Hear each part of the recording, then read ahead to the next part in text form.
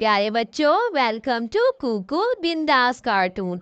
एक समय की बात है, एक जंगल में कौवा अपनी पत्नी गौरी के साथ नए जंगल में आता है। दोनों बहुत खुश थे।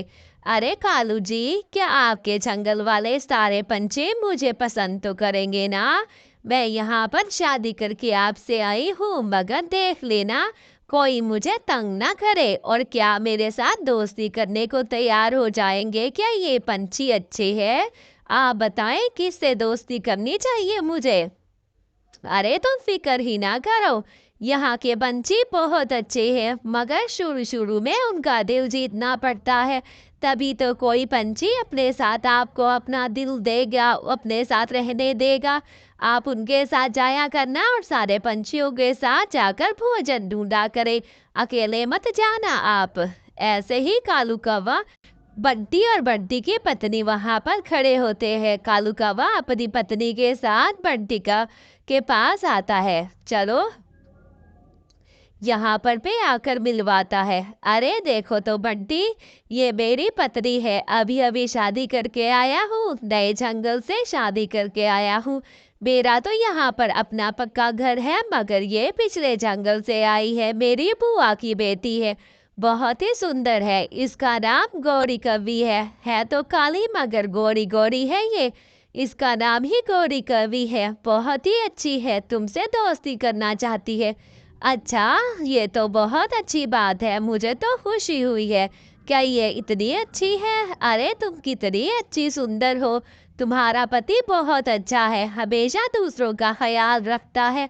हमारा तो बहुत अच्छा दोस्त। ऐसे ही कालू कौवा अपनी पत्नी को बिट्ठू से मिलवाने ले जाता है। अरे बिट्ठू भैया, देखे मैं आपके जंगल में नहीं आई हूँ, मुझे तो बहुत खुशी हुई है आपके जंगल में आकर।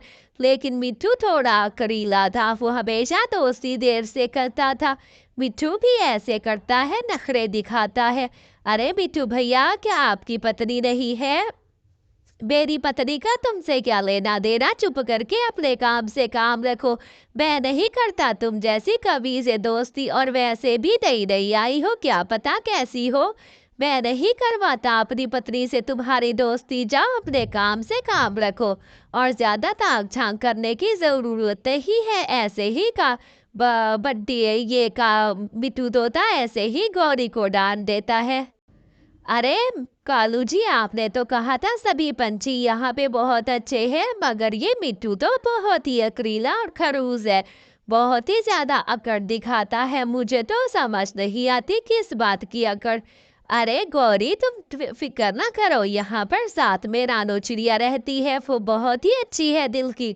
तुम हमेशा उससे दोस्ती रखना। और ये बंटी की पत्नी भी बहुत अच्छी है। अरे मैंने सुना है आपने शादी कर ली है, ये आपकी पत्नी है क्या? आपकी पत्नी तो बहुत सुंदर है। अरे मेरा नाम राटोना चिड़िया है, मैं आपके घर के बिल्कुल बाजू में रहती हूँ।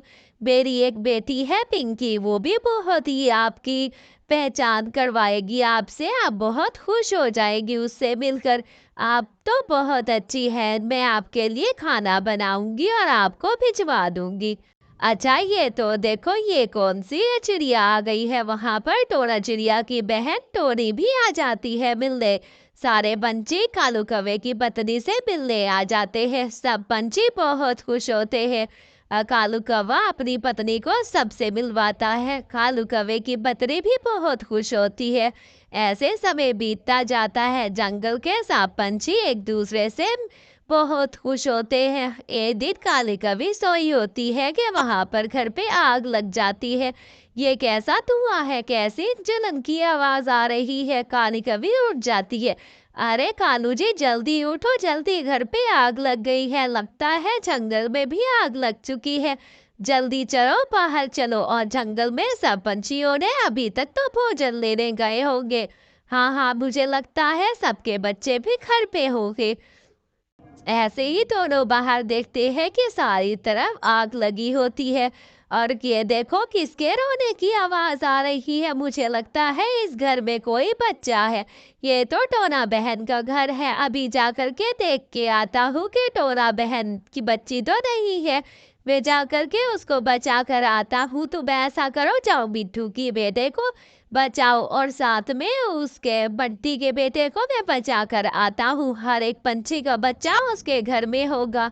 सभी पंछी तो भोजन लेने गए हैं। ऐसे ही कालू कौवा और गौरी कवि सब बच्चों को मिल करके बचाने लगते हैं। ऐसे ही कालू कौवा टोना चिड़िया की बेटी को घर से दे आता है क्योंकि घर पे आग लग चुकी होती है।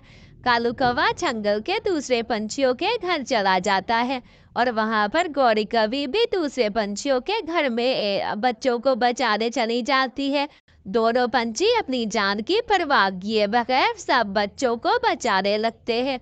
सारे जंगल के पंछी अभी तो ये इस सब बात से नावाकिफ थे। जब घर से आते हैं, अरे मेरा बच्चा है, मेरा जंगल से सारा बच्चा, मेरा बच्चा जल भुन गया होगा। काश कि मैं उसे साथ ले जाता। न जाने कि क्या हो गया है।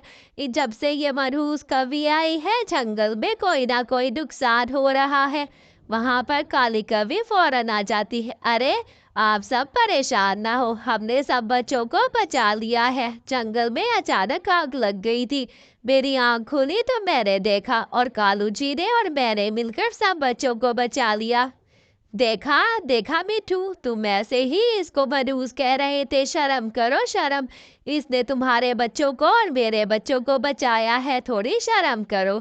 वहां पर मिट्टू बहुत ज्यादा शर्मिंदा होता है और अपनी माफी मांगता है। मुझे माफ कर दो, मैंने तुम्हें गलत समझा, मुझे माफ कर दो, तुम बहुत अच्छी हो।